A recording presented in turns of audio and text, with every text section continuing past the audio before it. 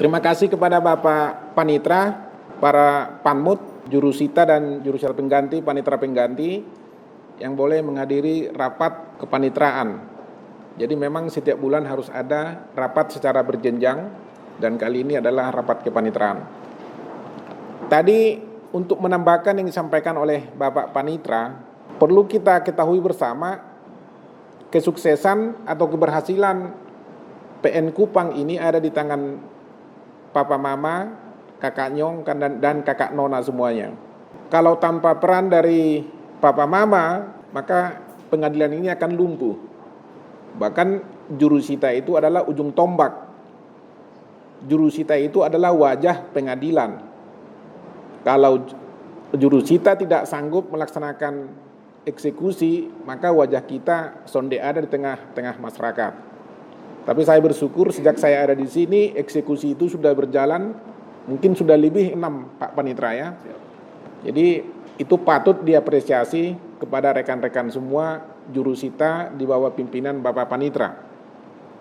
Dan ke depan memang Mahkamah Agung juga akan nanti membuat perengkingan pengadilan yang melaksanakan eksekusi yang paling banyak. Dikaitkan dengan jumlah perkara yang mereka tangani atau yang mengajukan permohonan eksekusi. Jadi mudah-mudahan nanti Pak Panitra PN Kupang ini bisa menjadi juara. Kalau juara nanti kita akan makan besar nanti Kakak Itus. Jadi bukan hanya mediasi yang diperlombakan tapi juga pengadilan yang bisa melaksanakan eksekusi terbanyak. Eksekusi tidak bisa dilaksanakan Ibu Ketua atau saya atau siapapun kecuali oleh Panitra dan jajarannya. Sangat strategis peran dari Bapak Panitra selaku Komandan Jurusita dan seluruh jurusita maupun jurusita pengganti. Terkait dengan pelaksanaan tugas-tugas kita sehari-hari, saya melihat pekerjaan kita sudah semakin baik setiap hari. Ada peningkatan baik progres kinerja maupun terhadap ketaatan kita di dalam pelaksanaan pengisian baik SIPB atau apapun itu juga. Tapi saya mau lihat dulu sekarang coba Kakak Sean, coba buka dulu evaluasi dari Badilum. Jadi untuk mengetahui apakah sudah 100% kita punya, yang pertama dalam hal kinerja kita itu masih 23,87%. Karena masih bulan pertama, tidak masalah. Dan ini ada kaitannya dengan kinerja hakim juga secara keseluruhan dan panitera pengganti. Kemudian yang kedua adalah terpasang di satuan kerja nilainya 30 itu sudah maksimal. SKKMA nomor 44 juga sudah maksimal dan waktu pelaksanaan delegasi sampai saat ini masih maksimal. Yang kedua adalah kepatuhan.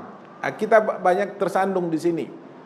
Pendaftaran perkara 1 kali 24 jam masih pas. Kemudian pencatatan barang bukti masih pas itu dari pendaftaran perkara dari meja 1. Yang kedua, pelaksanaan penetapan hakim pas, kemudian penetapan panitra juga masih sesuai.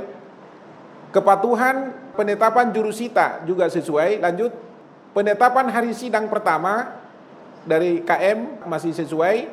Ketepatan waktu input tuntutan dalam satu perkara itu 1 kali 24 jam. Ada satu yang tidak tepat waktu. Nanti untuk evaluasi ke depan nanti ditelusuri, dilihat nanti itu perkara mana, hakimnya siapa, panitranya siapa. Jadi kita adakan rapat seperti ini tidak hanya sekedar melihat-lihat gitu saja, tapi evaluasi ke depan untuk menjadi perbaikan. Kemudian yang kedelapan, ada 5 yang tidak tepat waktu input putusan dalam suatu perkara. Ini tugas dari hakim. Nanti telusuri 5 perkara ini yang mana supaya ketahuan dia.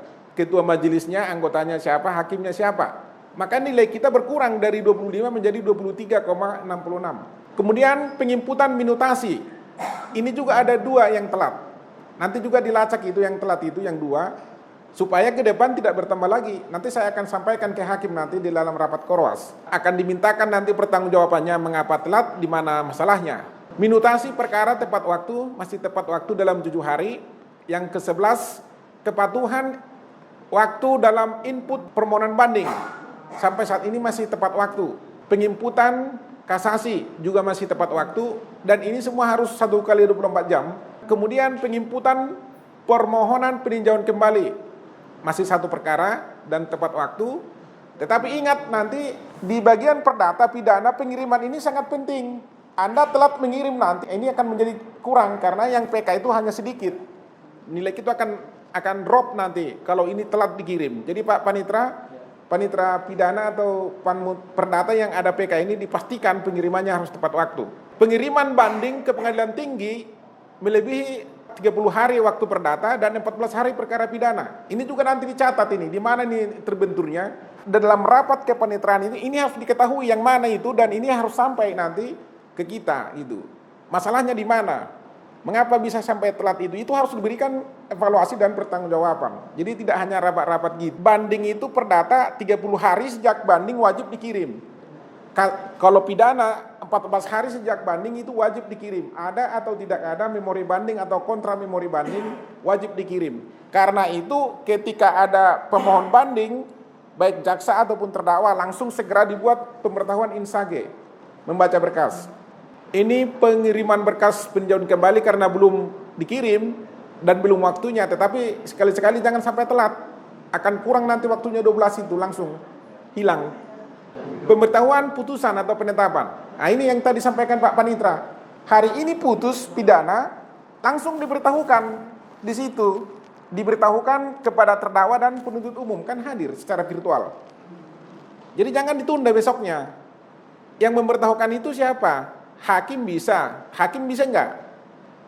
Panitranya melalui kepanitraan pidana. Tapi harus diberitahu langsung, gitu loh. Jangan putus perkaranya langsung pulang. Karena itu 1 kali 24 jam.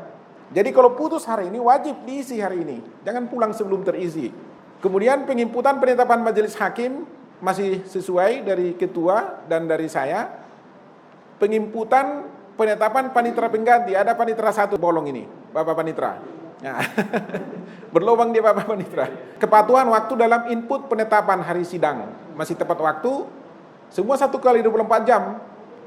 Kepatuhan waktu jurusita juga masih tepat semuanya. Lanjut. Nah, ini ada 22. Kepatuhan waktu dalam input data pelaksanaan delegasi. Ada yang tidak sesuai 4 ini. Koordinator delegasinya siapa Bapak Panitra? Iya, itu udah harus dipantau Ibu Husna, jangan sampai telat dia. Kepatuhan waktu dalam input data. Jadi misalnya gini, dipanggil hari ini wajib diinput gitu loh. Sudah? Jangan dipanggil hari ini tepat waktu tetapi inputnya 2 hari ke depan. Itu sudah dapat nilai. Itulah yang keempat ini. Sudah dipanggil hari ini, mungkin jurusitanya tidak langsung menginput ke SIPP-nya. Diinputnya baru 3 hari belakangan. Tapi tanggal delegasi hari ini. Sudah dapat nilai dia. Jadi kendalanya di dalam penginputan itu. Jadi memang harus agak sabar memang ya. Harus dibujuk-bujuk. Karena komputernya mungkin atau sistemnya sudah tua. Kepatuhan input penundaan jadwal sidang. Nah ini. Bayangkan itu. Nanti dicek semua itu yang 167 itu. 1213 kali sidang, terdapat 167 yang telat diinput. Jadi begini, Papa Mama, kalau hari ini sidang, maka hari ini harus wajib diundurkan. Tidak boleh hari ini sidang, pengundurannya baru diisi besok. Nah, itu yang salah ini. Itu lebih dari 10% itu yang telat. Dan ingat 1 kali 24 jam. Pengimputan perpanjangan penahanan maksimal 1 kali 24 jam. Ada yang 3 juga yang telat nih. Pengimputan perpanjangan penahanan maksimal 1 kali 24 jam sejak tanggal penetapan. Contoh, saya memperpanjang penahanan hari ini, tanggal hari ini. Diinputnya baru 2 hari ke depan. Nah, itu yang salah.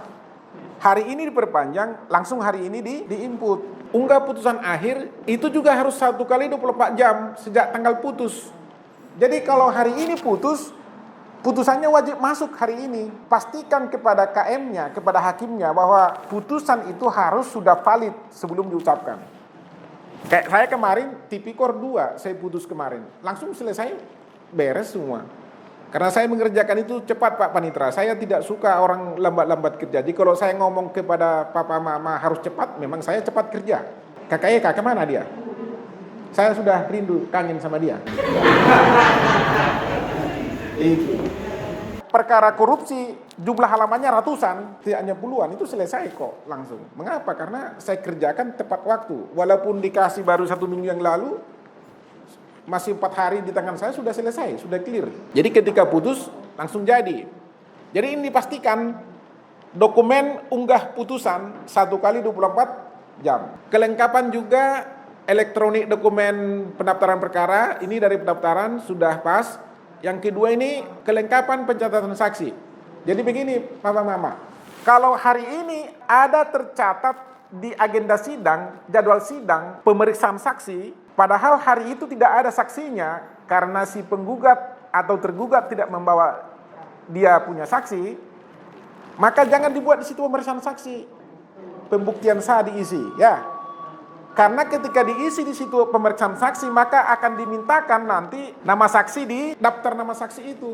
Jadi kalau pemeriksaan saksinya tidak jadi, buat sah pembuktian, pengajuan bukti dari penggugat atau dari tergugat atau dari penuntut umum.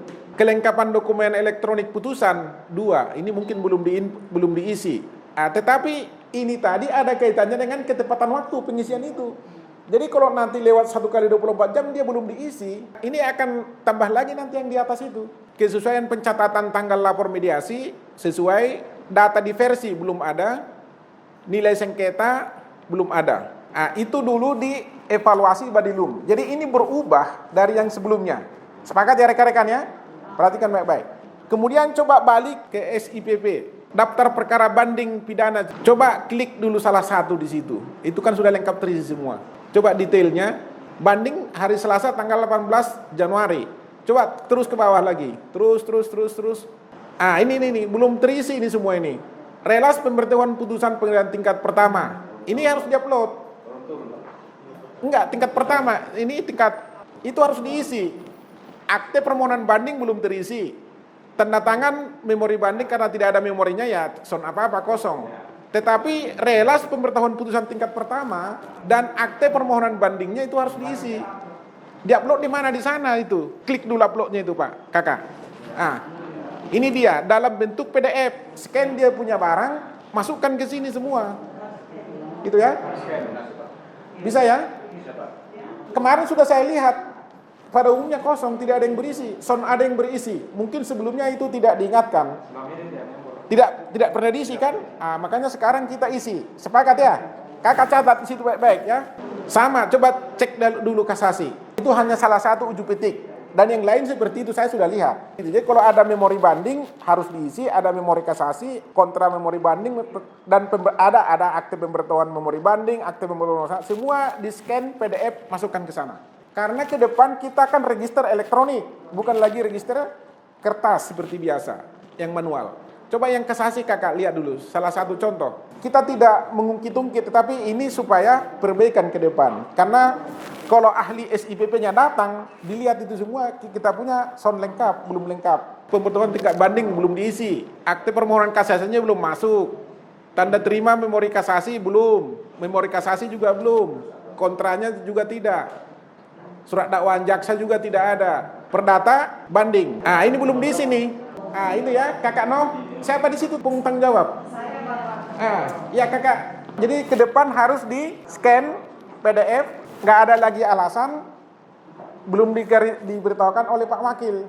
Pak Wakil memberitahu kepada Papa Mama, kalau Papa Mama tidak laksanakan yang salah bukan Bapak. Yang salah adalah yang tidak melaksanakan. Dua support biasanya kalau sudah double. Itu coba klik dulu barang itu. Sudah ini contohnya Bapak? Putusan yang sudah upaya banding misalnya upaya hukum Bapak, dia kalau sudah di input lewat oleh putusan yang ini Bapak, maka dia gagalnya karena sudah di-upload itu Bapak. Jadi solusinya apa? Tidak masalah itu Bapak. Tidak masalah? Tidak masalah Bapak. Ya. Itu tetap masuk ke direktori putusan Mahkamah Agung? Tetap masuk. Sudah di-input input manual oleh petugas banding Bapak. Oh sudah di-input? Iya Bapak. Tapi kan bisa diklik ini yang gagal ini. Coba yang 204 itu, coba klik. Di mata masih jalan? Iya, sudah terlanjur. Oh ya sudah. Jadi putusan itu harus benar-benar yang sudah valid, tapi memang harus diberitahukan ke hakim. Karena itu kan hakim pung pekerjaan kan? Iya. Itu saja mungkin dari saya kepada rekan-rekan semuanya. Sekali lagi kita harus bekerja sama untuk bisa sukses. Berita acara itu aturannya sebenarnya sebelum sidang berikutnya harus sudah ditandatangani hakim. Jadi sidang hari ini, kemudian sidang minggu depan, hari Kamis, maka hari Rabu itu berita acara harus ditandatangani hakim, ketua majelis. Mengapa? Supaya tidak lupa. Karena saya dengar ada berbeda putusan dengan berita acara. Nah, itu siapa yang salah di situ kalau seperti itu? Putusannya berbeda dengan berita acara. Hakim mengambil putusan dari tuntutan jaksa. Katanya berita acaranya belum siap. Itu bisa. Karena putusan itu harus berdasarkan berita acara. Ya Kakak Eka. Ya kan? Gitu. Kakak Eka aku tadi bilang kangen sama dia, rupanya tiba-tiba dia muncul. Sebelum saya akhiri, ada kira-kira pertanyaan atau permasalahan dari Papa Mama semua, baik panitera pengganti, panmut ataupun jurusita, ada kira-kira kendala yang nanti kan akan ada rapat korwas hakim, ya, sehingga bisa langsung saya sampaikan kepada mereka atau saya bagaimana? Ada masalah kira-kira? Ya, silakan Pak.